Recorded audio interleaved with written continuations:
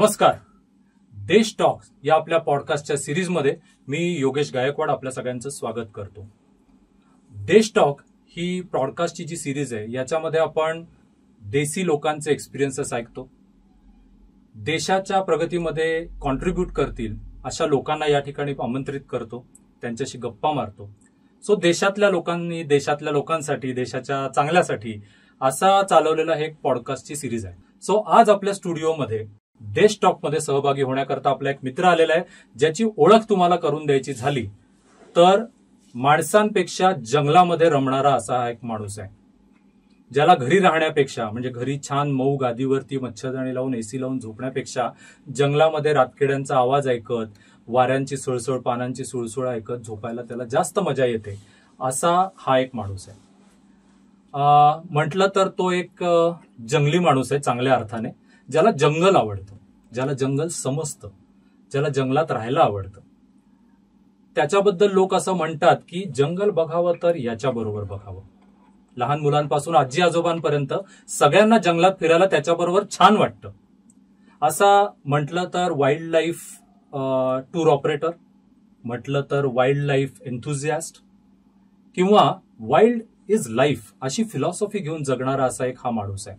Eco trail जर्नीजचा संचालक, wild life enthusiast, wild life tour operator असा आपला मित्र राजस जयदेव आज आपल्या स्टुडिओमध्ये आलोय. स्वागत आहे आमच्या देश टॉक्स मध्ये. Thank you, welcome. सो मी सांगताना तुझी ओळख करून देताना असं सांगितलं आणि मी तिथूनच सुरुवात करतो. म्हणजे या पॉडकास्टसाठी मी याला 6 दिवस शोधत होतो.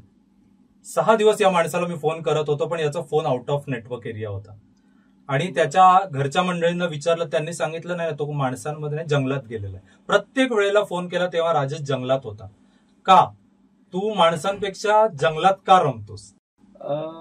इतकी आवड आहे जंगलाची. आधीपासनं आम्ही लहानपणापासनं जंगलात फिरतोय. माझे वडील आम्हाला उठसूट आम्ही जंगलातच फिरायचो. नागपूरच्या 4ही दिशेला तुम्हाला माहिती असेल तर जंगल आहेत, तर म्हणून कधी या जंगलात कधी त्या जंगलात. किती दिवस साधारणपणे तू माणसात असतो आणि किती दिवस जंगलामध्ये असतो, असं काय असतं तुझं शेड्यूल? जवळपास वर्षातले 180 दिवस जंगलातच असतो. आज कधी ताडोबाला, कधी पेंचला, कधी बांधवगड, कधी जिम कॉर्बेट. मला ऑफकोर्स माणसांमध्येही राहायला आवडतं. मी काही अगदी टार्झन नाही आहे.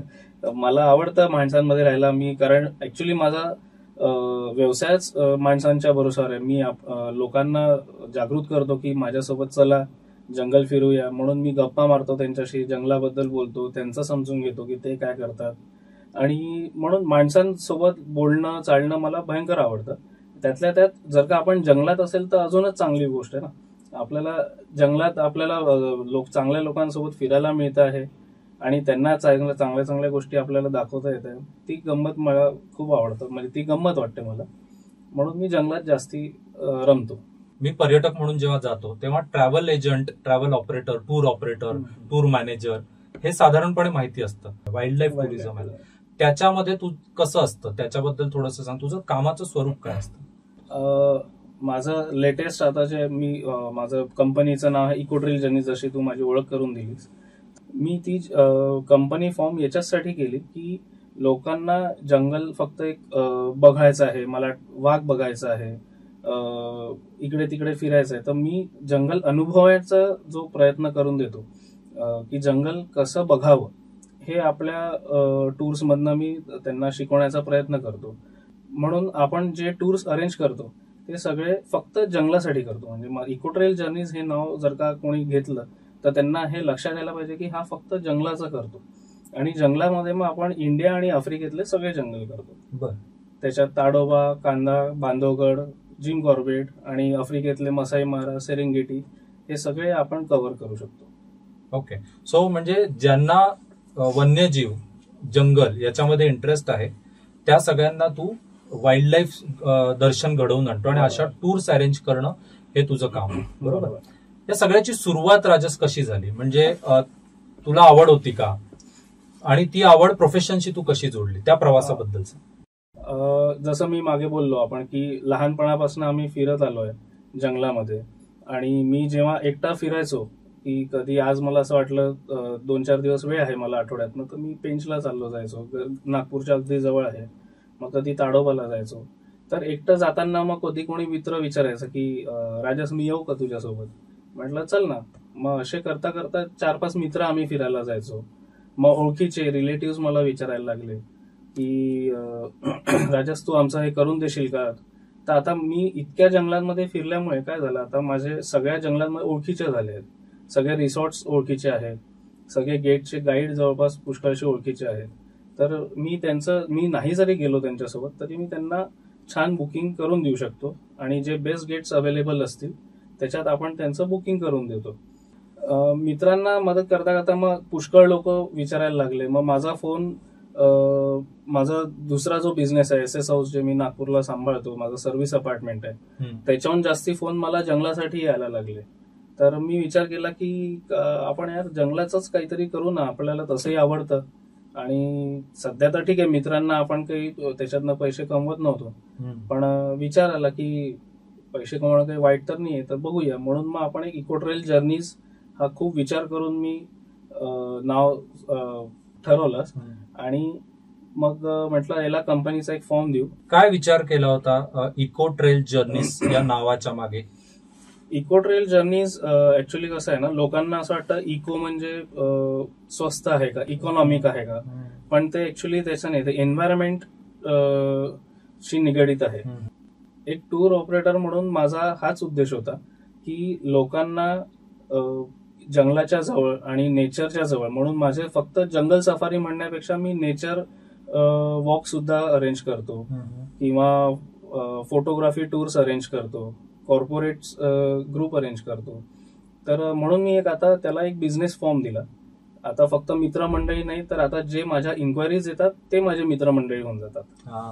इंटरेस्टिंग आहे हे जॉब प्रोफाईल तुझं. म्हणजे जिथे मला नेहमी असं वाटतं की ज्यांची हॉबी हेच त्यांचं प्रोफेशन असतं, त्यांचं आयुष्य किती मस्त असेल ना, की ते कधीच there are no working hours in their life. Exactly. ते कायम मजाच करत असतात आणि पैसे पण कमवत असतात. मला वाटतं तुझं प्रोफेशन हे तसं आहे. अगदी खरं आहे राजेश. हे सगळं करत असताना म्हणजे प्रोफेशन म्हणून करत, फक्त आवड असणं आणि त्याचं प्रोफेशन करणं इतकं सोपं नसावं. त्याच्यासाठी ट्रेनिंग आवश्यक असतं, काहीतरी शिकाय. तर तुझं एज्युकेशनल बॅकग्राऊंड काय होतं आणि त्याचा याच्याशी काही संबंध आहे? नाही, माझा बऱ्यापैकी जे शिक्षण झालं आहे आणि जे मी आज करतोय ते जवळपास लिंक्ड आहे. माझं शिक्षण मी हॉटेल मॅनेजमेंट केलेलं आहे IHM भोपाळमधनं आणि त्यानंतर मी IHM बँगलोरमधनं त्याच्यात मास्टर सुद्धा केलंय. तर हॉटेल लाईनशी लहानपणापासून आवड होती म्हणून शिक्षण ते घेतलं. त्यानंतर फिरायची आवड होती म्हणून ऑफ करिअर सुद्धा याचकडे वळत गेलं आणि म्हणूनच मी जे बिझनेस करत आलो त्याच्यात मला हॉस्पिटॅलिटी हँड इन हँड आलेलं आहे सोबत. मी स्पेशलायझेशन इन वाईल्ड लाईफचा हा निवड केलेला आहे आणि तसं करताना आपण आता म्हणजे with wild life tour operator एक आपलं छोटंसं एक टुमदार असा आपलं एक होमस्टे पण आहे पेंचला MP मध्ये.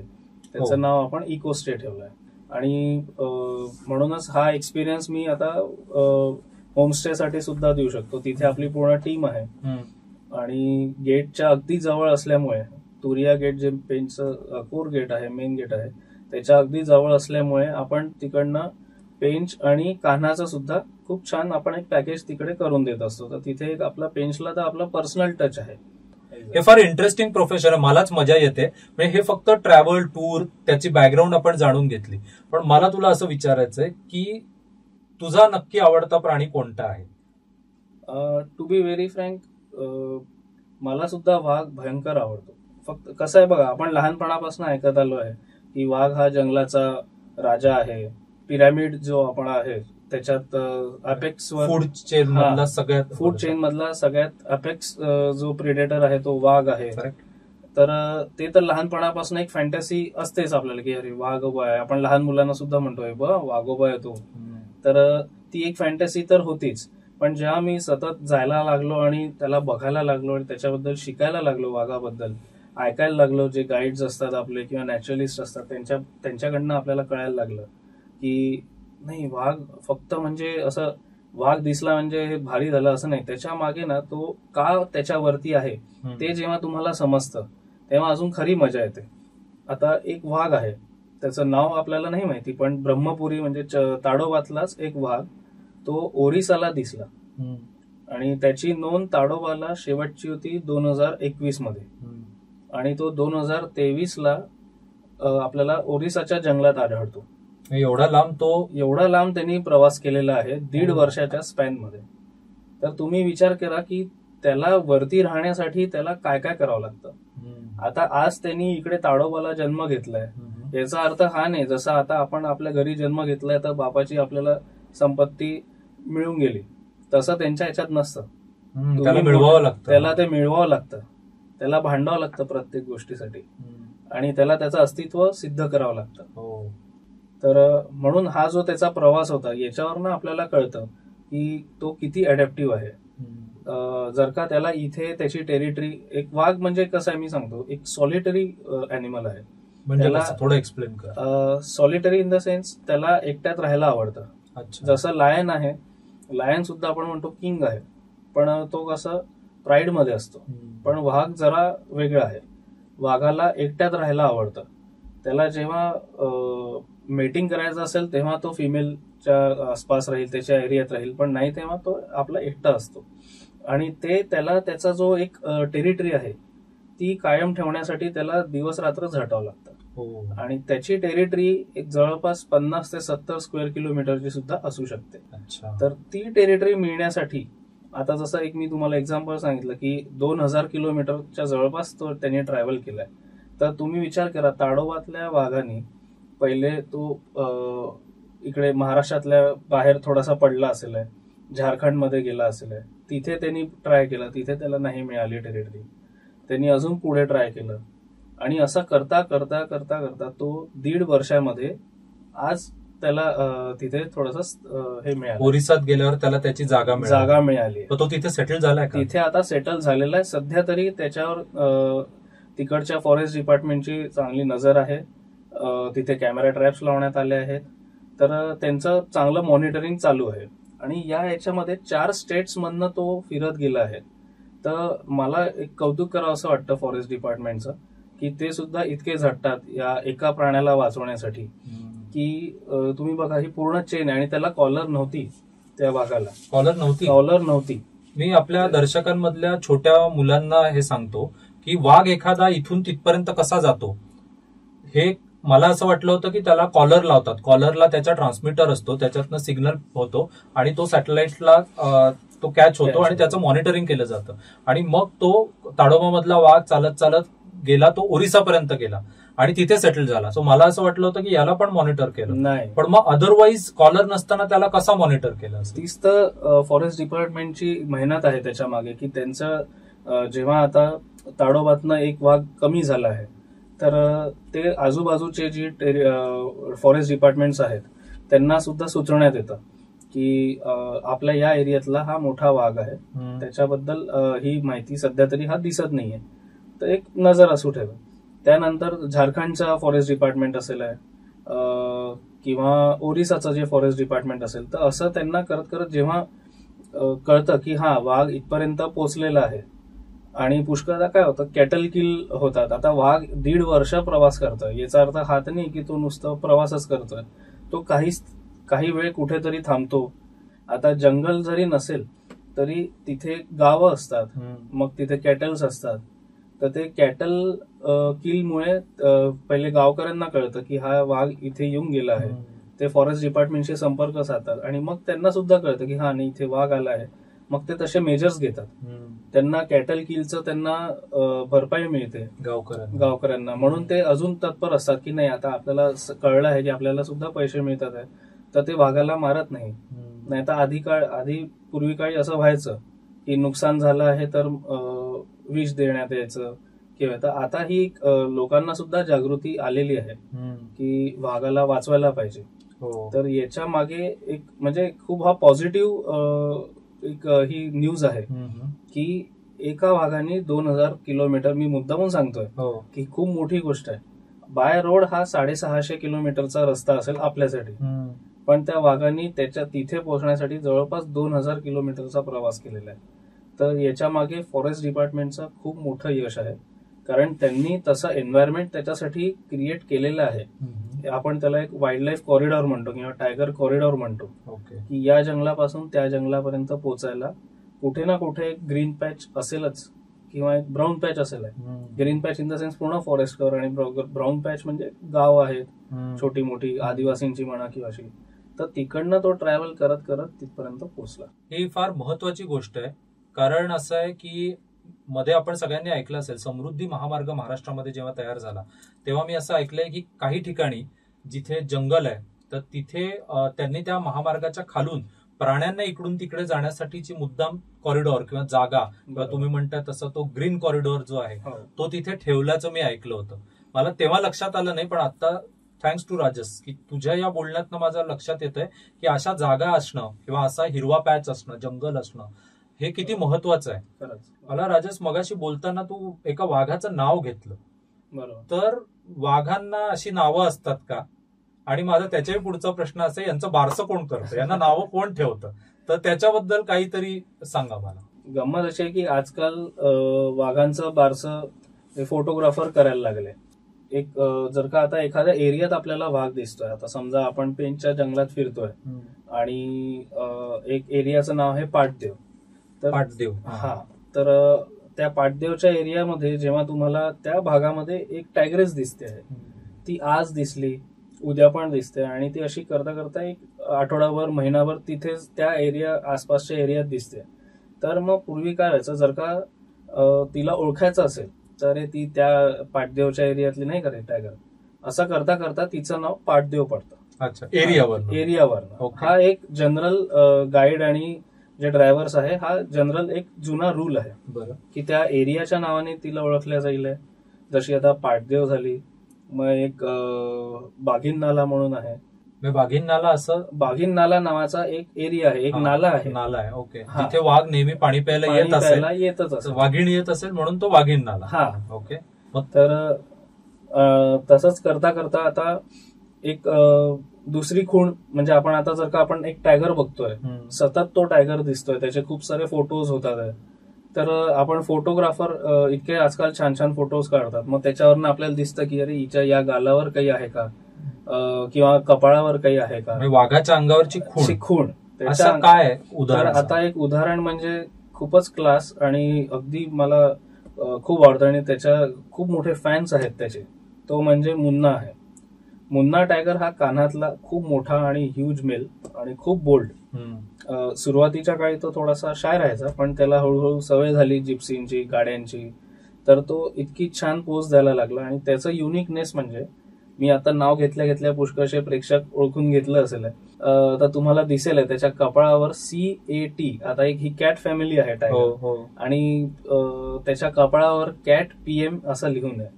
मुन्ना कसा आहे, त्याला लहानपणापासून गाईडनी बघितलंय, तर हिंदीमध्ये लहान मुलाला आपण मुन्ना म्हणून प्रेमाने म्हणतो, म्हणून मग त्याला मुन्ना नाव ठेवलेलं त्यावेळेस.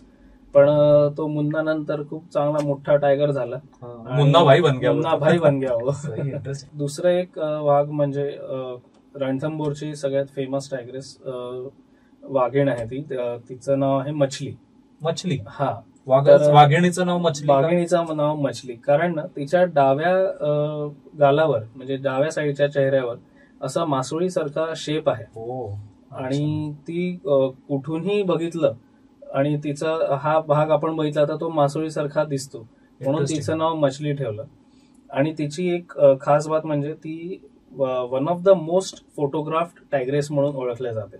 आताच्या घडीला तसं बघितलं तर माया जी ताडोबाची आहे तिचा तो रेकॉर्ड झाला असावा, पण त्यावेळेस मछली जी आहे ती भरपूर वर्ष आधीच गेली. तर तोपर्यंतचा सगळ्यात जास्ती फोटोग्राफ्ड टायगर म्हणजे ती मछली.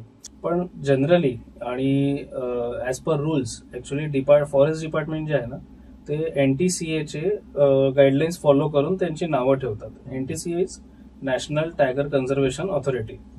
तर सगळ्या टायगर्सच्या इंडियामधले जेवढेही टायगर्स आहेत सगळ्या त्यांच्याकडे डेटाबेस असतो. प्रत्येक अँगलचा एका वाघाचा प्रत्येक अँगलचा त्यांच्याकडे फोटोज असतो आणि म्हणूनच ते एका पर्टिक्युलर टायगरला आयडेंटिफाय करू शकतात. तर अशा प्रकारे ज्या गाईडलाईन्स फॉलो करून फॉरेस्ट डिपार्टमेंट एक for example T3, T10, T16 हे असे नावं त्यांच्या रेकॉर्डमध्ये असतात. त्यांच्या रेकॉर्डमध्ये मछली किंवा हे नसतात. तर म्हणजे लोकल लोक किंवा फोटोग्राफर त्या अशा पर्टिक्युलर नावांनी ओळखतात एका टायगरला, पण फॉरेस्ट डिपार्टमेंटकडे एक त्यांची टेक्निकल नावं असतात. कधी असं एखादा एक्सपिरियन्स घडलाय का की जिथे इतकं छान छान न वागता कधी अटॅक केलाय किंवा कधी जवळ आलंय किंवा असं काही घडतं का त्याच्यामध्ये? तुमचा काय अनुभव आहे? बघा, आता सफारीमध्ये आपण जेव्हा फिरतोय आणि प्रत्येक सफारीच्या गाईडलाईन्स असतात की आपण खाली उतरू नये, प्लॅस्टिकचा कचरा टाकू नये, आवाज करू नये आणि कपडे थोडे सोबर घालावेत, सेंट मारू नये.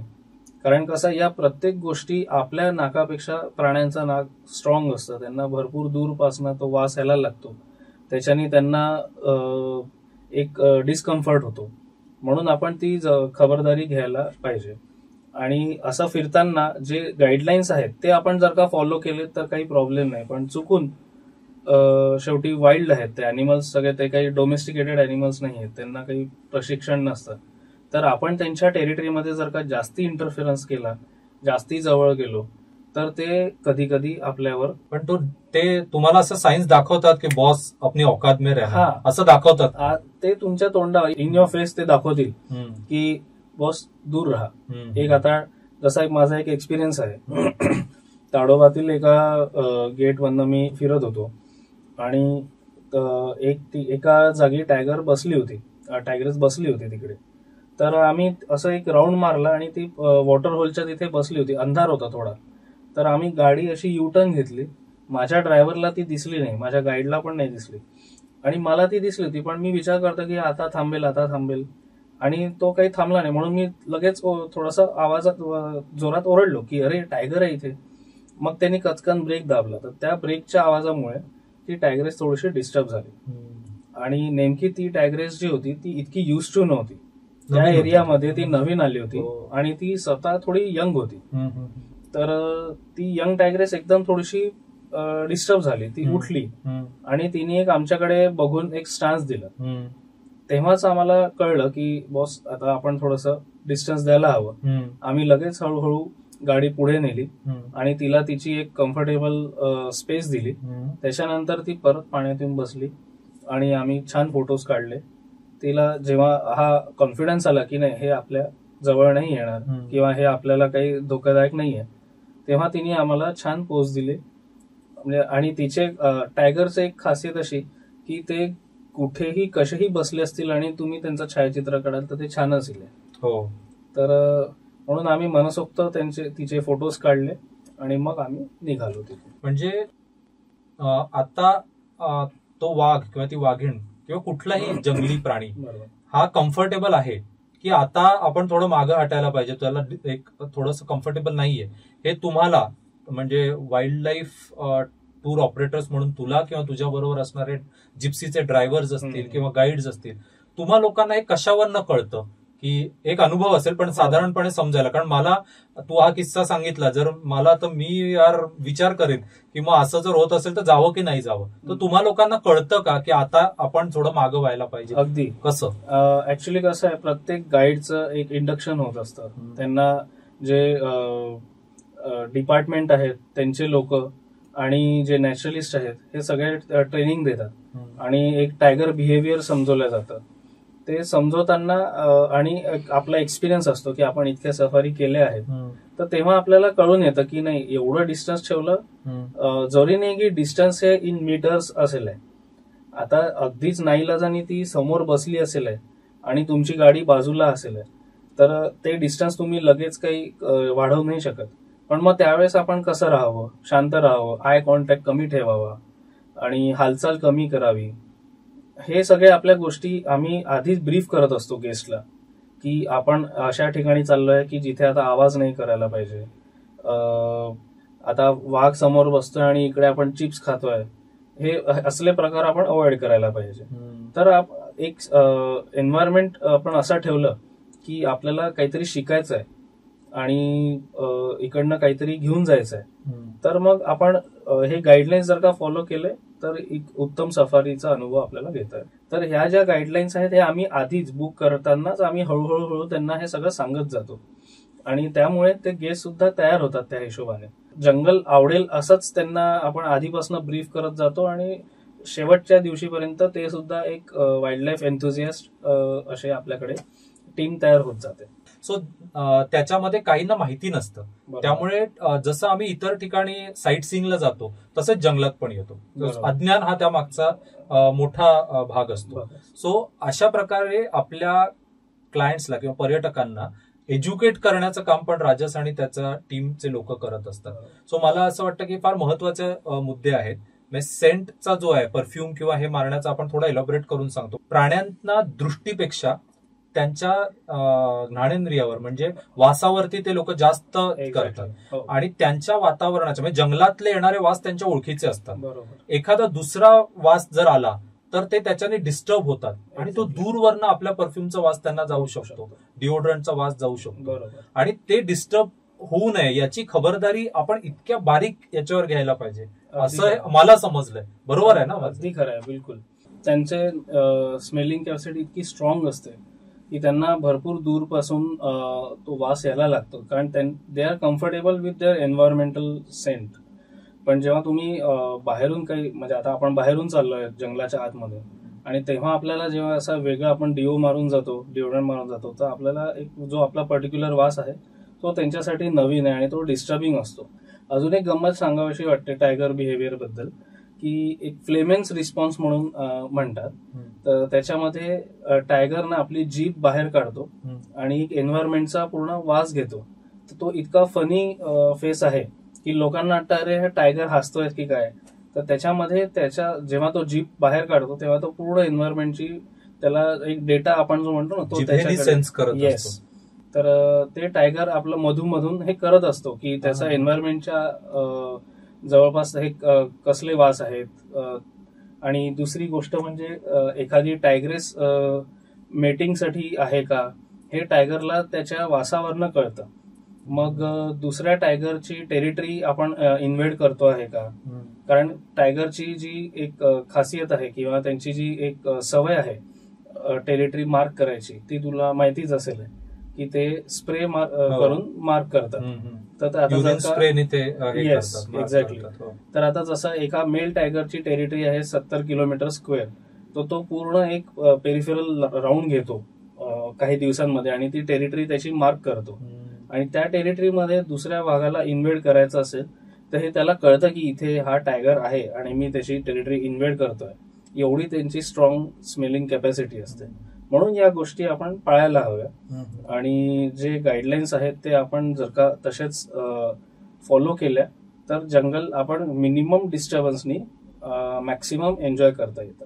फार चांगली गोष्ट सांगितली की मिनिमम डिस्टर्बन्सनी मॅक्सिमम एन्जॉय करता येणं.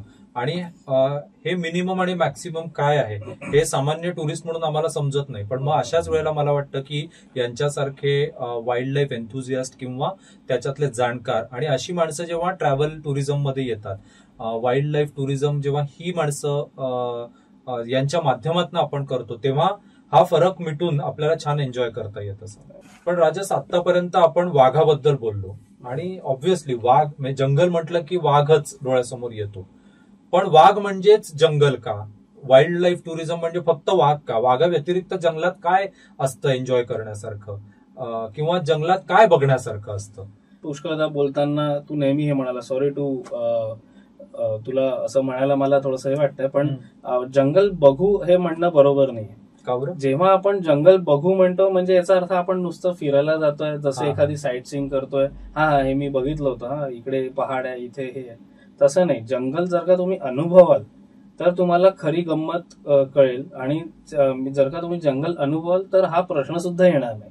कसं अनुभवायचं थोडंसं आम्हाला गाईड कर. जंगल अनुभवणं म्हणजे कसं आहे, आता तुमची आता सफारी मी बुक करून दिलेली आहे. तुमच्या डोक्यात नेहमी एकच राहील की हा अरे आता मला टायगर दिसणार आहे, मला टायगर दिसणार आहे. हे सोडून तुम्ही एका प्लेन विचारांनी जा की हा जे काही आहे ती माती का वेगळी वाटते मला इकडची, माझ्या शहरातली माती अशी नाहीये, मग इकडची झाडी केवढी आहेत, हे केवढं उंच झाड आहे. जर का तुम्ही इंडियातल्या सेंट्रल इंडियातल्या जर का जंगल बघाल तर किती वेगवेगळे असतात. एक तुम्हाला एक्झाम्पल देतो. ताडोबा म्हणा, पेंच म्हणा, इथे टीक वूड आहे, सागवन आहे भरपूर. तुम्ही पेंचच्या थोडंसं वरती जाल कान्हामध्ये जाल तर तिथून साल ट्रीज चालू होतात. कान्हा झालं, बांधवगड झालं, जिम कॉर्बेट झालं. जसं जसं तुम्ही नॉर्थ मध्ये जाल तशी ही झाडी सुद्धा, साल ट्रीज हे अतिशय मोठं झाड असतं आणि एव्हरग्रीन झाड असतं. हे 12ही महिने तुम्हाला हिरवच दिसणार हे जंगल.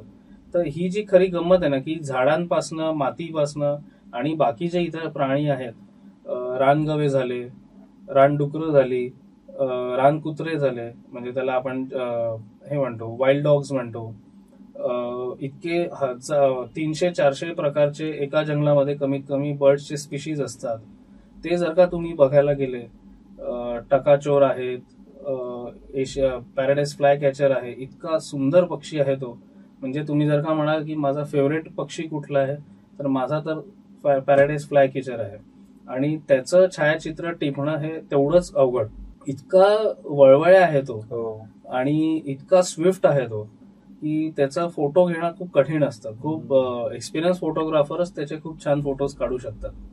तर हे जेव्हा आपण बारीक बारीक गोष्टींकडे आपण जेव्हा लक्ष देऊ, जंगलातली ही गंमत आपण अनुभवू, तेव्हा वाईल्ड लाईफ टुरिझम खऱ्या अर्थाने सक्सेसफुल होईल. आणि माझा हाच एक उद्देश आहे की चला, टायगर तर एक आमचं तिकीट आहे की टायगर इथे आहे आणि टायगरमुळेच तसं बघितलं तर अख्खं जंगल सुरक्षित आहे, म्हणूनच आपण टायगर रिझर्व्ह म्हणतो.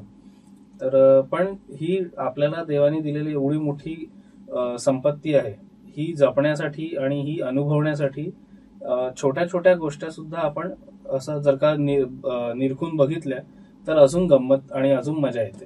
अजून जंगलातले डिटेल्स म्हणजे आता जसं हेलिकॉप्टर आपण गंमत म्हणून म्हणतो, लहान पोरं त्याला हेलिकॉप्टर म्हणतात, चतुर जे असतात, चतुर असतो, तर ते बघण्यासारखे असतात, वेगवेगळ्या कलर्सचे असतात. मग आता एखादं उधळीचं घर बघितलंय कधी? वाळवीचं घर जे असतं ना, ते one of the best architects आहेत. ते 7-7 फुटापर्यंत त्यांचे वाळवी असते ती. तर ते बघण्यासारखं आहे. फुलपाखरं आहेत कितीतरी प्रकारचे. आता एक मला अजून एक सांगायला आवडेल की ताडोबामध्ये आगरझरी एक गाव आहे, त्या गावामध्ये डिपार्टमेंटनी बटरफ्लाय गार्डन असं एक डेव्हलप केलं आहे की लहान मुलांना तिथे ते घेऊन गेलेत तर आपल्याला खूप प्रकारचे बटरफ्लाईज तिकडे बघायला मिळतात, जे जंगलात सुद्धा तुम्हाला दिसणारच. पण आता आपण जसं मी बोललो की आपण या छोट्या छोट्या गोष्टींकडे दुर्लक्ष होतं, तर ते तुम्हाला वेगवेगळ्या प्रकारचे कुठले कुठले आपल्या जंगलात बटरफ्लाईज आहेत ते सुद्धा आपल्याला दिसतात. मग किड्यांपासनं एक रातकिडा कसा असतो हा तुम्ही शहरात एखाद्या वेळेस बघितलंही नसेल, तो तुम्ही जंगलात बघू शकता. तुम्ही मला वाटतं वाघाच्या व्यतिरिक्त पण जंगलामध्ये खूप गोष्टी असतात. सो आपण या निमित्ताने आपण सगळेजण ज्या वेळेला वाईल्ड लाईफ टुरिझमसाठी जाऊ तर त्यावेळेला वाघ बघायला मिळाला तो बोनस. बरोबर. कारण वाघाला तुम्ही किती पैसे दिले किंवा कुठल्या वेळेला गेला तरी तो तुमचं ऐकणार नाही, तो त्याच्या सोयीनेच तुम्हाला दिसणार आहे. राजेश, तुझ्या बोलण्यामध्ये वेगवेगळे शब्द आले, त्याच्यामध्ये आम्ही ऐकतो एक कोअर झोन असतो, एक बफर झोन असतो, त्याला गेट्स असतात. तुम्ही नेहमी सांगता की आपको गेट नंबर 5 पे बुकिंग मिलेगा या गेट नंबर 7 पे मिलेगा. हे काय असतात हे गेट्स? तर बफर झोन हा कसा आहे, आता जसं आपण एक गर्भ म्हणतो कोर, आणि त्याच्या बाजूला एकदम डायरेक्ट शहराचं इंटरॅक्शन नको व्हायला म्हणून प्रत्येक जंगलाला एक बफर झोन असतो. तो असतोच, पूर्ण जंगलाचाच भाग असतो. घनदाट झाडी, छान छान तलाव, मोठे मोठे रिझर्वायर्स, ह्या सगळ्या गोष्टी असतात ज्या कोरमध्ये आहेत. पण ह्या पुढे नंतर शहर लागणार आहे आपल्याला, तर म्हणून त्याला सुद्धा एक डायरेक्ट ह्युमन इंटरॅक्शन नको म्हणून एक बफर गेट, एक एरिया नोंदलेला असतो. ऍक्च्युली बफर झोन कसं आहे, आता मी जसं बोललो जंगल तेवढंच राहणार, पण जी जुनी वस्ती आहे, आदिवासींचे गाव आहेत, तर आजकाल हा प्रयत्न सुद्धा चालू आहे की जेवढ्या गावांना पुनर्वसन करता येईल त्यांना बरोबर तेवढे जागा देऊन त्यांची शेती जिथे होईल हे करता येईल, याचा प्रयत्न फॉरेस्ट डिपार्टमेंट करत असतं. तर आजच्या तारखेला आपण हे म्हणू शकतो की बफरला काही प्रमाणात ह्युमन इंटरॅक्शन असतं, पण ते सुद्धा तिथले लोक आहेत, त्यांना ती माहिती आहे, आणि म्हणून मिनिमम तिकडे ह्युमन आणि अॅनिमल कॉन्फ्लिक्ट होतील असा हा याच्या मागचा प्रयत्न चालू असतो. आता एक एक फोटोग्राफ मी पाहिला होता, त्याच्याबद्दल आपण बोलूयात की प्लास्टिकची बाटली तोंडात घेतलेला एक वाघ, हा तो मला तूच दाखवला होतास. बरोबर. तो फोटोग्राफ काय आहे, तो कसा बघायचा, त्याच्याबद्दल थोडस तू सांग. तो माझा एक खूप छान मित्र आहे दीप काठीकर म्हणून, त्याचा हा व्हिडिओ आहे. तर 2 अँगल त्याच्या मागे आहेत. एक हा आपल्याला त्या फोटोमधनं एक कन्क्लुजन येतं की बघा वाघाला सुद्धा एक तेवढा प्रेझेन्स आहे की पाण्यात प्लॅस्टिकची बॉटल आहे ती कशी काय तो म्हणून बाहेर काढून ती बाहेर काढतोय त्या पाण्यातनं. तर एक तो पॉझिटिव्ह विचार करणं खरंच खूप चांगली गोष्ट आहे. पण ऑन द बॅक साइड आणि द डार्कर साइड इज की तिथे ती बॉटल पोचली कशी. हे किती दुर्भाग्य आहे की एका जंगलामध्ये जिथे आपण जे आता बोललो की ह्युमन इंटरॅक्शन कमीत कमी व्हावं राहतं आणि तरी सुद्धा प्लॅस्टिकची बॉटल तिथपर्यंत पोचते आहे आणि तिथे लिटर होतो आहे प्लॅस्टिकचा. तर हे खूप खेदाची गोष्ट आहे की इकडे सुद्धा प्लॅस्टिकचा आपण कचरा करतो आहे. तर एक या फोटोग्राफवरनं मी म्हणजे एक अपील करायला भाग पाडतो आपल्याला की या नजरेने सुद्धा बघावा हा फोटो आणि कमीत कमी सिंगल यूज प्लॅस्टिकचा वापर आपण करायला हवा. खरंय. म्हणजे मला असं वाटतं की कोणीतरी एका पर्यटकाने किंवा कुठल्या तरी माणसाने पाणी प्यायलं, आपली तहान भागवली आणि केअरलेसपणे ती बाटली तिथे फेकून दिली, तर वाघाने ती प्लास्टिकची बाटली काढून आपल्याकडे बघतोय तो कॅमेऱ्याकडे आणि तर त्याने आपल्या एक चपराक मारलेली आहे की ये गंदगी आप अपने पास रखो, हमारे जंगल में मत लेके आओ इसको. तर तो फार छान, त्या तुझ्या फोटोग्राफर मित्राला आमच्या सगळ्यांच्या वतीने धन्यवाद दे की त्याने तो क्षण टिपला आणि तो सगळ्यांच्या पर्यंत पोहोचला आणि त्या वाघाच्या माध्यमातून एक चांगला मेसेज आपल्यापर्यंत सगळं पोहोचला. इंटरेस्टिंग माहिती आहे या सगळ्या याच्यामध्ये. आता थोडंसं आपण ना जंगलाबद्दल माहिती घेतली तुझ्या बरोबर. आता मला खूप इंटरेस्टिंग वाटतंय की असं वाटतं की चलो पेंच किंवा कान्हा किंवा ताडोबा या ठिकाणी कुठेतरी एकदा आपण येऊयात. काय कुठल्या सीझन मध्ये येऊ शकतो, याचे काही सीझन्स असतात का याच्यात? तर मी असं ऐकलं होतं की पावसाळ्यामध्ये जंगल बंद असतं, तर आपण पावसाळ्यात जाऊ शकत नाही. म्हणजे तुमच्या लोकांना सुट्टी असते का तेव्हा? कुठलं काय असतं नेमकं ते? बघा आता 3 महिने जंगल बंद असतं ही एक अफवा आहे. अच्छा. हा, कारण जंगलातले प्राणी तेच आहेत, ते तर बंद होऊ शकत, त्यांचं जीवन तसंच चालू राहणार आहे. फक्त काही गेट्स जे आहेत ते बंद असतात जंगलातले. कोर भाग एक बंद असतो कारण तेवढंच एक त्यांना ब्रीदिंग टाइम मिळतो. आणि बाकीचे जे सुंदर तिकडली जी हे असते वातावरण असतं ते बघण्यालायक असतं. पावसाळ्यात मी तर म्हणू इच्छितो की एक तरी सफारी पावसाळ्यात मारून बघावी. पावसाळ्यातली जी मजा आहे, जी थ्रिल आहे ती अनुभवता येते. की खरा पाऊस आपण शहरात बघतो, सिमेंटच्या भिंतीं आड राहतो आणि काचेमधनं आपण खिडकीमधनं बघतो, हा अरे आज केवढा जोरात पाऊस आहे. पण तो किती जोरात पाऊस आहे हे खरं अनुभवायचं असेल तर तुमच्या बाजूला जेव्हा मोठी मोठी झाडं अशी हालतील, पाऊस असा धोधो पडेल आणि ते मातीतनं पाणी असं उडेल, हे जर का तुम्हाला अनुभवायचं असेल तर तुम्ही पावसाळ्यात जंगल सफारी करायला या. आणि तो एक थ्रिल, तो एक ऍडव्हेंचर अनुभवा. त्याच्यामध्ये आता जसं आपण एक अनुभव मला सांगायचा आहे की आम्ही जेव्हा असं फिरत होतो एकदा, आणि जिप्सी असते जंगलामध्ये, 4x4 असते मोस्टली. तर जिप्सी ही इतकी सुंदर गाडी आहे. आता जेव्हा आपण पावसाळ्यात फिरतोय, चिखल जमा होतं आणि तुमचा टायर फसतो, तेव्हा जी थ्रिल आहे ना की तो 4x4 वापरतो ड्रायव्हर, इतके स्किल्ड ड्रायव्हर असतात ते सुद्धा, की 4x4 वापरतो आणि गाडी स्विफ्टली बाहेर पडते. पण ती जो एक 10 सेकंदाचा जो एक क्षण असतो की अरे गाडी अडकली आहे आपली, ती थ्रिल अनुभवायची एक वेगळी मजा आहे. किंवा आता काही काही रपटे असतात, नदी नाले जे असतात छोटे छोटे, त्यांच्यावरनं पाणी वाहत असतं, त्याच्यातनं जेव्हा गाडी जाते तर तो सुद्धा एक क्षण खूप मजेदार असतो आणि अनुभवायचा असतो. पाणी साचल्यानं गाडी त्याच्यावरनं निघते. तर ही खरी मजा फक्त पावसाळ्यातच तुम्हाला मिळेल. तर म्हणून मी सांगू इच्छितो की पावसाळ्यात सगळे काही जंगल, पूर्ण जंगल बंद नसतं. बफर गेट्स तुमच्यासाठी उघडे आहेत. पण पावसाळ्या व्यतिरिक्त येण्याचे सीझन कोणते? मोस्टली सीझन जर का आपण असं बघितलं तर 1 ऑक्टोबर पासून ते 30 जून हे 9 महिने परफेक्ट सीझन फॉर, म्हणजे कोर पण करता येईल तुम्हाला आणि बफर पण करता येईल. आम्ही मोस्टली काय करतो, क्लब करतो. फक्त कोर किंवा फक्त बफर असं नाही करत. जिथे आम्हाला लेटेस्ट अपडेट्स आहेत आणि जिथे सायटिंगचे चान्सेस जास्ती आहेत, तर आपण 2 सफारी कोरच्या केल्या, 2 सफारी आपण बफरच्या केल्या, अशा 4 सफारी असं आपण क्लब करून त्यांना देतो, जेणेकरून त्यांना जास्तीत जास्ती जंगल अनुभवता येईल आणि सायटिंगची मजा घेता येईल.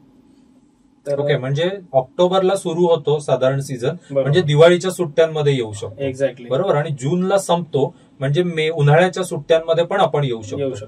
आणि ज्यांना शाळा सुट्ट्या वगैरे असं नाहीये, ते जे वेळ काढू शकता अदरवाईज, ते म्हणजे तसं पाहिलं तर जून पासून मध्ये पण जानेवारी, फेब्रुवारी, मार्च मध्ये पण आपल्याला तिथे येता येऊ शकतो.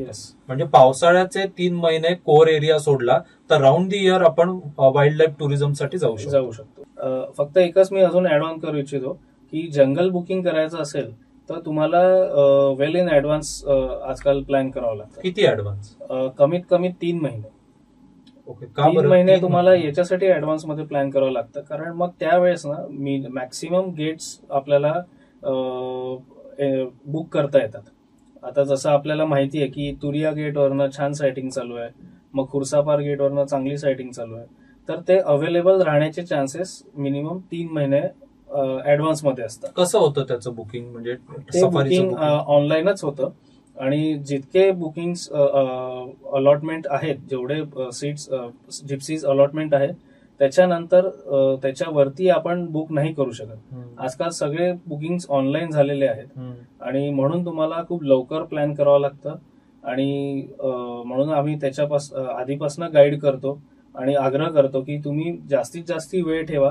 आम्हाला एक 15 दिवसाची तरी फ्लेक्सिबिलिटी द्या, की जसं आता तुम्हाला 15 नोव्हेंबर तुम्ही एक तारीख सांगितली आहे की मला 15 नोव्हेंबरला या दिवशी इकडे यायचं आहे, तर तसं न करता try to give me 4 to 5 days एक गॅप द्या, की नाही मला 11 ते 20च्या मध्ये चालेल, एक विंडो द्या, तर मी अजून तुम्हाला चांगल्या प्रकारे हेल्प करू शकेल आणि तुमचा एक्सपिरियन्स अजून चांगला होऊ शकेल.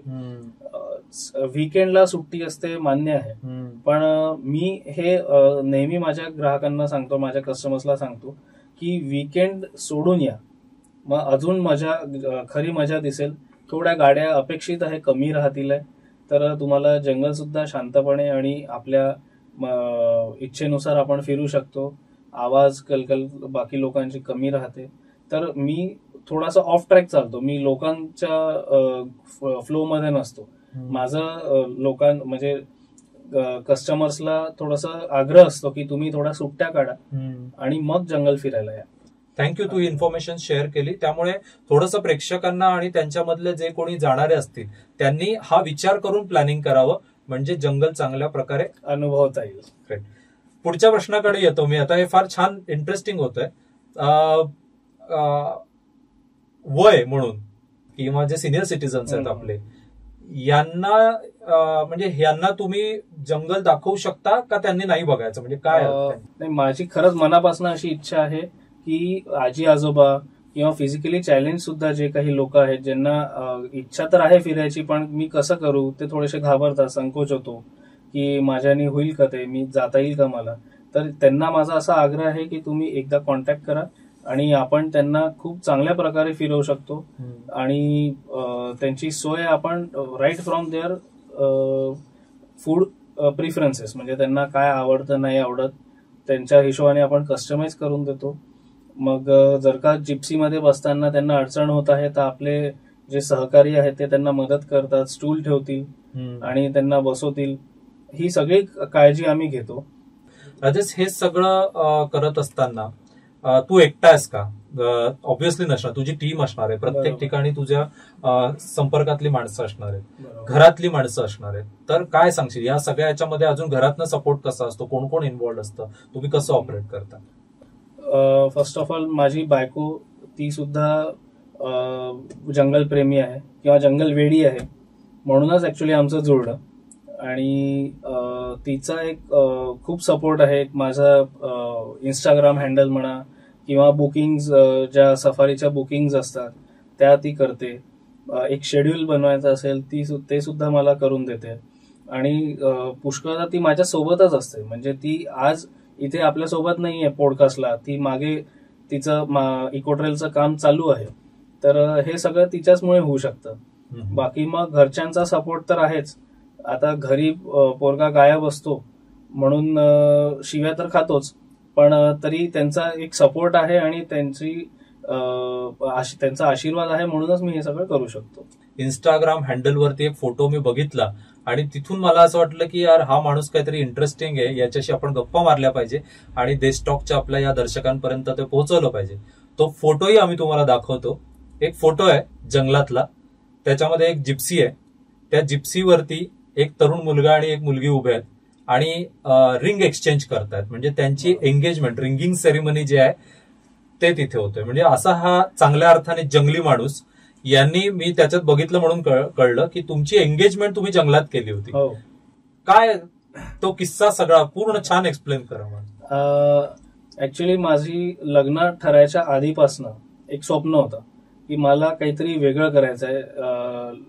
एंगेजमेंट मी कुठेतरी हटके करील. प्रोफेशन असं निवडलंय, माणूसच हटके, एंगेजमेंट बी हटके, कशी एंगेजमेंट बी हटके. तर म्हणूनच मी असा विचार केला होता की काहीतरी वेगळं करेल. आणि मग एक दिवशी मी ठरवलं की मी जंगलाच्या आतमध्ये कोर एरियामध्ये एंगेजमेंट करेल. पण मग विचार आला की हे कसं शक्य होईल आहे, कारण आपण स्वतः 4 लोकांना सांगतो की रिस्पॉन्सिबल टुरिझम असायला हवं किंवा हे असेल, तर मग मी त्याच्या मागे थोडासा अभ्यास केला आणि बघितलं की आपण कसं हे एक्झिक्यूट करू शकतो. तर मी एकही रूल्स न तोडता, आम्ही एकही अनएथिकल गोष्ट न करता आम्ही एंगेजमेंट सेरेमनी अगदी साधी आम्ही पार पाडली.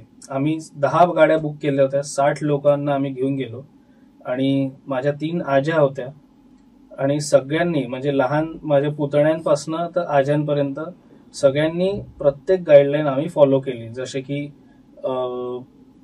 नेचरशी जुळते कपडे, मग सगळ्यांचं परमिटवर जे नाव आहे तेच लोक आम्ही आलोत. आणि जिथे उतरायला म्हणजे डिमार्केटेड जागा आहे, एक पेंचला अलीकट्टा म्हणून एक जागा आहे जिथे तुम्ही उतरू शकता, वॉशरूमला जाऊ शकता. तिकडचे आलू बोंडे फार फेमस आहे, ते खाऊ शकता. तर या ठिकाणी आम्ही 10 गाड्या एका लाईनीत लावल्या आणि मधल्या गाडीत आम्ही दोघे उभे झालो आणि ती रिंग सेरेमनी आम्ही पार पाडली. तर यात एकही आपण रूल तोडलेला नाही. त्या सगळ्यांना माहिती होतं की तिथे असं होणार का? सरप्राईज होतं? नाही, सांगावं लागलं याच्यासाठी, कारण आपल्याला ह्या गाईडलाईन्स ज्या आहेत त्या फॉलो करायच्या होत्या. नाहीतर ह्या सरप्राईज सुद्धा एक वेगळं अजून मजा आली असती की राजस एवढ्या जणांना कुठे घेऊन चाललाय काय, पण ते इतकं पॉसिबल झालं नसतं. आणि जो आपला मागचा उद्देश आहे की आपलं जे रूल्स, आपल्याला जे गाईडलाईन्स आहे जे फॉलो करायचे आहेत ते सांगूनच करता आले असते. नाही, हे आता म्हणजे आपण आता हे जाहीर केलंय, त्यामुळे कदाचित असं होऊ शकतं की आयडिया आवडून तुमच्याकडे अशा इन्क्वायरीज येऊ शकतात की आम्हाला पण तुमच्यासारखी एंगेजमेंट जंगलात करायची. नाही, आपण करून देऊ शकतो, पण ऑफकोर्स मग त्यांना they have to adhere that, they have to take that responsibility की नाही आपण मग याच्यातच करू शकतो. तिथे हार आम्ही घेऊन गेलेलो नाही, तिथे कुठले डीजे नव्हते आणि कुठलेच बँड नव्हता आणि आम्ही ती अगदी साधी एंगेजमेंट रिंग एक्सचेंज आम्ही केली.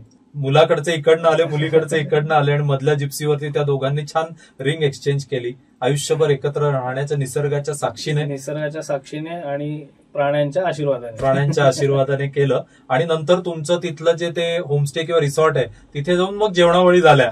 आणि तिथे म्युझिक वाजवू शकतो ना, पण ते सुद्धा अगदी लाईट, म्हणजे म्युझिक म्हणण्यापेक्षा एक करमणूक म्हणून जे मी म्हटलं ना, कराओके किंवा असं आपण काही अरेंज करून देऊ शकतो. But I am really against playing loud music. Correct. पण तिथे काय आहे, म्हणजे त्या रिसॉर्टवरती एन्जॉय करायचं की हे समजलं आम्हाला आता. पण त्याच्या बरोबरीने आता आम्हाला 4 मित्रांना बसायचं आहे, संध्याकाळी थंडीच्या दिवसात आम्हाला एन्जॉय करायचं, शेकोटी करायची. काय तिथे काय फॅसिलिटीज आहेत? आपल्या पेंचला जे तुरिया गेटला एमपी मध्ये इकोस्टे नावाने आपण एक छोटासा टुमदार एक होमस्टे चालू केला आहे. तर तिथे सगळे right from child to senior सिटीजनसाठी आपण सगळ्या सोयी विचारपूर्वक आपण तिथे केलेले आहेत. आपल्याकडे स्विमिंग पूल आहे, टेबल टेनिस आहे, बॅडमिंटन खेळायला आहे, कॅरम खेळू शकतात, क्रिकेट खेळू शकता तुम्ही. आणि खायचं जर का आपण विचार केला, मेन तर पोट आहे, तर बढिया बिलकुल सावजी स्टाईल मध्ये जर का तुम्हाला तंगडी रस्त्यात बुडवून खायची असेल अरे क्या बात. तर तुम्ही निश्चित तिथे येऊ शकता. किंवा व्हेज हवं असेल तर आपलं सेपरेट सगळे युटेन्सिल्स आपण वापरतो, प्युअर व्हेज सुद्धा देऊ शकतो. तर आपण त्यांना छान व्हेज सुद्धा खिलवू शकतो, चांगली झुणका भाकर देऊ शकतो किंवा मस्त. छान भरीत देऊ शकतो आपण. आणि ते आपले सगळा जो कुक आहे तो गावातलाच आहे. आपण मॅक्सिमम लोकल लोकांना एम्प्लॉयमेंटच्या दृष्टिकोनातून आपण हा बिझनेस चालवतोय. तर तिकडची आपली टीम आहे ती पूर्ण गावातलीच आहे. पण तरी पण त्यांना एक प्रोफेशनल टच आहे. आणि एमपी मध्ये एक मी तुम्हाला सांगू इच्छितो, एक आपण एक म्हणतो ना, एक आदर आहे लोकांबद्दल. आणि आदब म्हणतात ना, एक हिंदीमध्ये एक शब्द आहे मेहमान नवाजी, तो उनके खून में है. तर ते मला लकीली आतापर्यंत जेवढे फीडबॅक आले आहेत कस्टमर्स कडनं, गेस्ट कडनं, तर ते माझं प्रत्येक एम्प्लॉईचं नाव घेऊन सांगतात की अरे तो तुमचा जो एम्प्लॉई ना त्यांनी खूप छान सर्व्हिस दिली, आम्हाला खूप छान जेवायला वाढलं. तर तुम्ही या, आपण तुमची पूर्ण सोय करू. स्विमिंग पूल पाशी जर का तुम्हाला टेबल टाकून 4 मित्रांना बसायचं असेल, लिटरली प्रॉपर बसायचं असेल तर ते सुद्धा आपण करून देऊ. आणि लहान मुलांना जर का शाळेची पिकनिक करायची असेल, शाळेची पिकनिक येऊ शकते तिकडे. म्हणजे जंगल आहे म्हणून मी माझ्या मुलीला पाठवायचं असेल तर मी सेफ्टी आणि या दृष्टीने बघेल, तर थोडं त्याबद्दल अगदी निश्चितपणे तुम्ही पाठवू शकता. आपण आपलं जे रिसॉर्ट आहे ते तसं म्हटलं तर बफरच्या जवळ आहे, जंगलाच्या अगदी जवळ आहे. पण आपण तशी काळजी पूर्ण घेतलेली आहे आणि सेफ आहे अगदी. तुम्ही निश्चितपणे तुमच्या मुलांना पाठवू शकता. ऍक्च्युअली आम्ही स्वतः अप्रोच करतो, शाळेकडे जातो आणि त्यांचे नेचर कॅम्प्स अरेंज करण्यासाठी त्यांची मदत करतो. फक्त आपल्याच इथे नाही तर आपण हे कान्हामध्येही करू शकतो. 40 जणांचा ग्रुप सुद्धा आपण आरामात कॅटर करू शकतो. त्यांची राहण्याची सोय, जेवणाची सोय. आणि तुम्हाला एक खरं सांगतो मी, मोठ्या माणसांपेक्षा शाळेच्या पोरांना घेऊन जाण्यात मला जी मजा येते ना, आणि ज्या शिस्तीत ते लोक राहतात, एकदा सांगायचं असतं त्यांना की बाबा रे इथे आवाज नाही करायचा, ते खरंच नाही करणार. आणि तिथे त्यांना शिकायला सुद्धा भरपूर मिळतं आणि ते त्या गोडीने शिकतात की आज आपल्याला काहीतरी वेगळं बघायला मिळतंय. त्यांच्याकडनं संध्याकाळी आम्ही एक लिहून घेतो की आज तुम्ही काय काय बघितलं, तुमचा अनुभव कसा होता.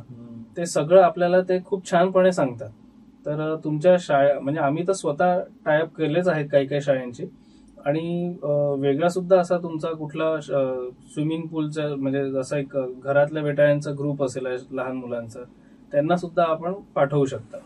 गुड. म्हणजे असं शाळेतली मुलं पण येऊ शकतात. मला वाटतं असं एक फोटोग्राफी, मी तुझं इंस्टाग्राम हँडल बघत असताना खूप छान फोटोज आहेत. सो तू स्वतः वाईल्ड लाईफ फोटोग्राफर आहेस किंवा एक तुझा आवड आहे त्या याच्यामध्ये, परंतु फोटोग्राफीसाठी खास मी माझं लेन्स किट घेऊन आलो, माझा कॅमेरा घेऊन आलो, तर फोटोग्राफर्स येऊ शकतात का? आणि त्यांच्यासाठी काही वेगळ्या पद्धतीने आपण काही अरेंजमेंट्स करतो? हो, आपण फोटोग्राफी टूर सुद्धा करतो. त्याच्यात बेसिकली डिफरन्स हा असतो की त्यावेळेस त्यांना नंबर ऑफ सफारीज जास्ती लागतील. मग त्यांची सफारी कोणत्या गेटला करायची आहे, कुठे, तसं तर आपण सगळ्यांनाच तीच गोष्ट दाखवण्याचा प्रयत्न करतो जी लोक बघायची इच्छुक असतात. पण आता फोटोग्राफर्सची डिमांड कधी कधी वेगळी असते की मला नाही बर्डिंग करायचं आहे, मग कोणाला नाही वाघ तर मी भरपूर बघितलंय, मला लेपर्ड शोधायचा आहे आणि लेपर्ड बघायचा आहे किंवा अस्वल बघायचं आहे. तर आपण त्या हिशोबाने गाईड्स आणि ड्रायव्हरला आपण सांगतो की नाही, हे जे फोटोग्राफर आहेत यांना भीड जिथे आहे तिथे नको, तू थोडासा इकडे ने त्यांना, या रिव्हर पाशी, या रिव्हर पाशी ने की जिथे त्याला बर्डिंग होईल. तर आपल्याकडे अशा डिमांड्स येतात की आम्हाला असं असं करायचं आहे, आम्ही तसं कस्टमाइज करून देतो.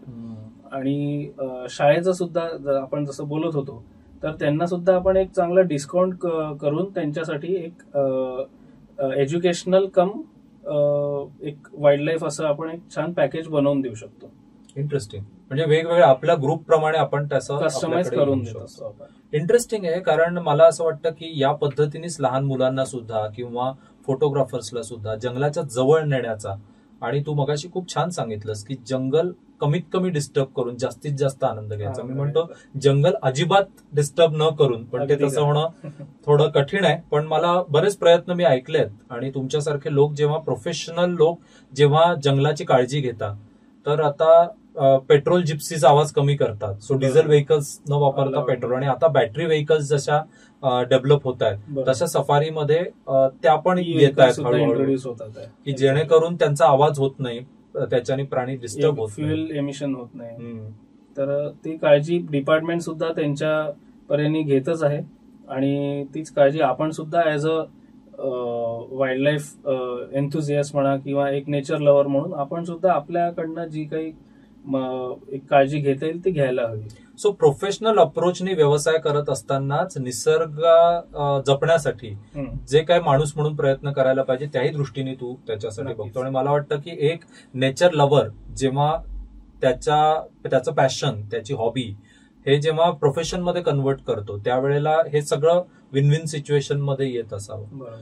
ओके, एखादा तुझा एक्सपिरियन्स सांग की जो या सगळ्या आता इतक्या वर्षापासून तू वाईल्ड लाईफ टुरिझम या विषयामध्ये काम करतोय, असे एखादं दृश्य की जे म्हणजे छप गया दिलो दिमाग पे, असा काही आहे का तुझ्या? माझी ऍक्च्युली ना प्रत्येक सफारी आणि प्रत्येक सायटिंग माझ्यासाठी अविस्मरणीय. कुठलाही टायगर तुम्ही आजही मला विचाराल, मी प्रत्येक टायगरची सायटिंग तुम्हाला आपले दिवस जातील असं बोलता बोलता. पण तरी त्यातल्या त्यात एक मला म्हणजे खूप सांगायची इच्छा होते, कारण ते वन्स इन अ मिलियन आणि फक्त मीच नाही तर काही लोक, एक 500 ते 1000 लोकांनी तो एक once in a million chance grab केला. तो म्हणजे असं आम्ही जिम कॉर्बेटला होतो मागच्या वर्षी.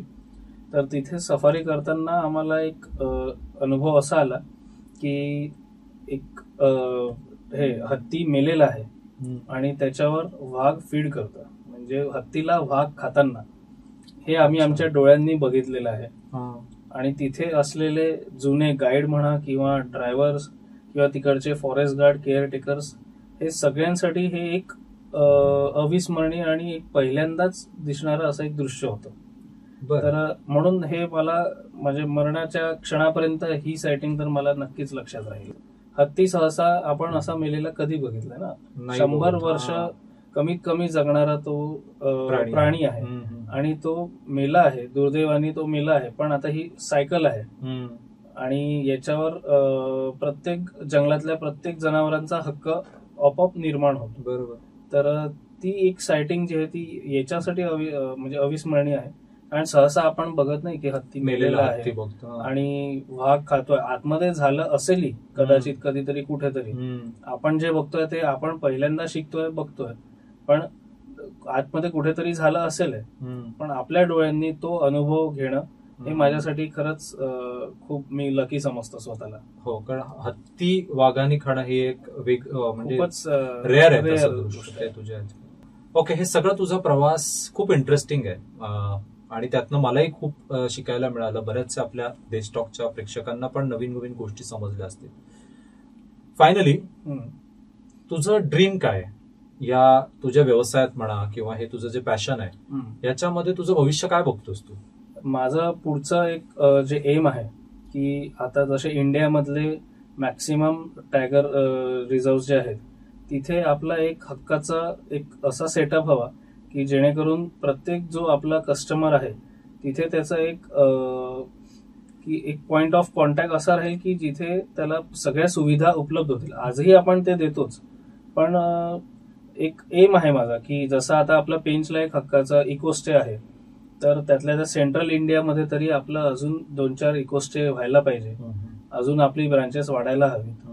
आणि इको ट्रेलचं जर का आपण असं बोललो तर आफ्रिकेत आपण मसाई माराला आणि सेरेंगेटीला टूर्स नेतोच आणि ते सध्या तरी आपण इंडियन क्राऊडला घेऊन जातो, इंडियन कस्टमर्सला घेऊन जातो.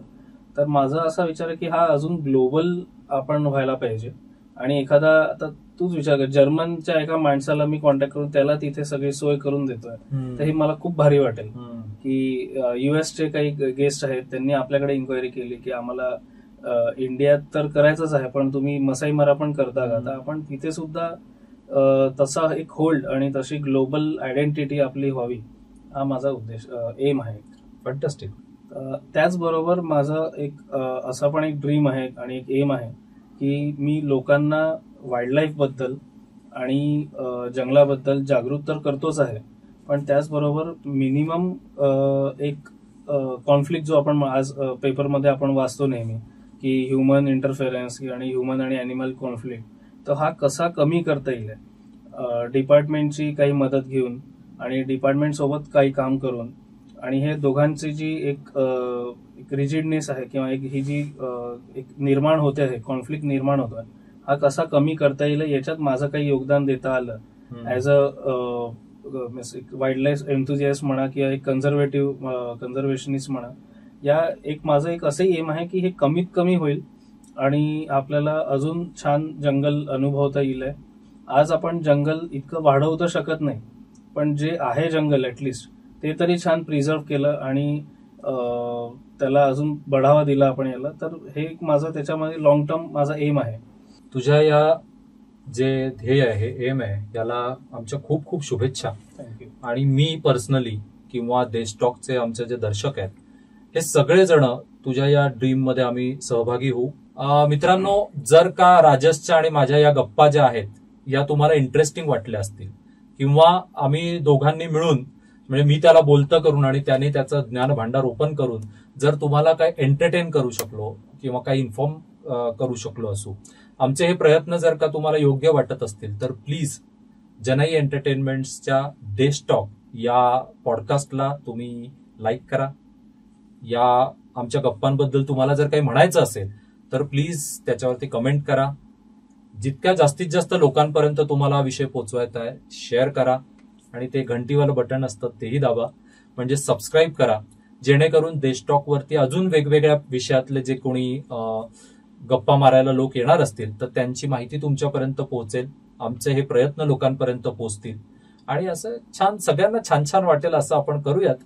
राजस, तू या ठिकाणी आलास, ही सगळी माहिती आम्हाला दिली त्याबद्दल धन्यवाद. देशटॉकचे खूप खूप आभार. तर मी सगळ्यांना खूप खूप शुभेच्छा देतो आणि असंच एक छान एन्व्हायरमेंट आपण आपल्या पुढच्या पिढीसाठी क्रिएट करू हीच ईश्वरचरणी प्रार्थना. थँक्यू.